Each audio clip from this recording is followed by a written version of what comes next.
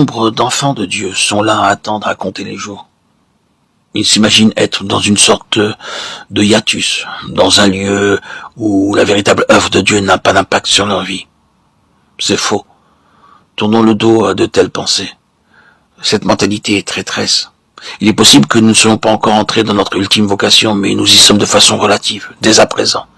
Et nous n'y entrerons jamais pleinement, à moins de mettre à profit toutes les possibilités que nous avons sous la main, maintenant même. Une telle situation est d'ordre préparatoire.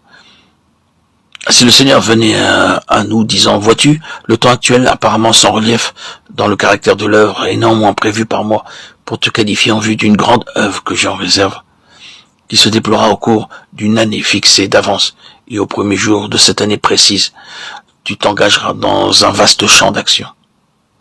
Nous mettrions aussitôt l'intervalle à profit pour nous préparer. Mais Dieu ne fait pas cela, et cependant, il se pourrait bien qu'à un moment précis, inscrit dans le plan de Dieu pour notre vie, il y ait un départ vers une tâche très importante. Mais il ne voudrait pas que nos cœurs soient en travail devant lui uniquement en raison de la portion de l'œuvre qui nous attend. Il désire que nous soyons travaillés intérieurement au sujet de notre union de cœur avec sa personne. Il est si facile de rendre les gens diligents et sérieux lorsque vous leur donnez un travail précis à faire. À défaut de cela, il y a peu ou pas d'initiative personnelle en eux, qui les pousserait à prendre l'attitude suivante.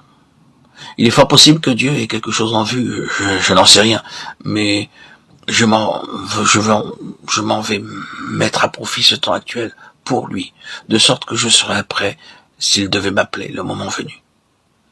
Si seulement nous prenions cette attitude de nous rendre à l'évidence que de toute façon nous avons partie liée avec le dessein de Dieu, et si nous nous y appliquions de tout notre cœur, nous découvririons que nous étions déjà en plein dedans.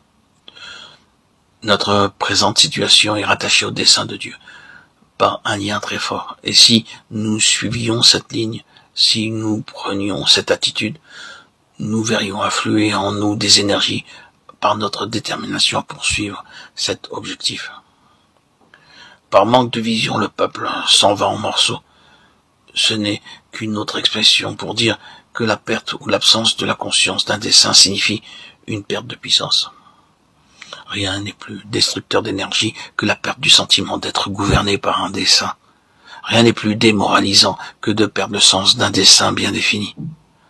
Si l'ennemi peut trouver accès en nous pour nous donner le sentiment qu'après tout, nous sommes mépris sur notre vocation, notre vie, notre œuvre, et qu'en pensant que Dieu nous confiait une tâche, bien que ce n'était pas vraiment le cas, que tout cela est faux et qu'il n'a jamais eu cette pensée, alors l'ennemi nous a démonis.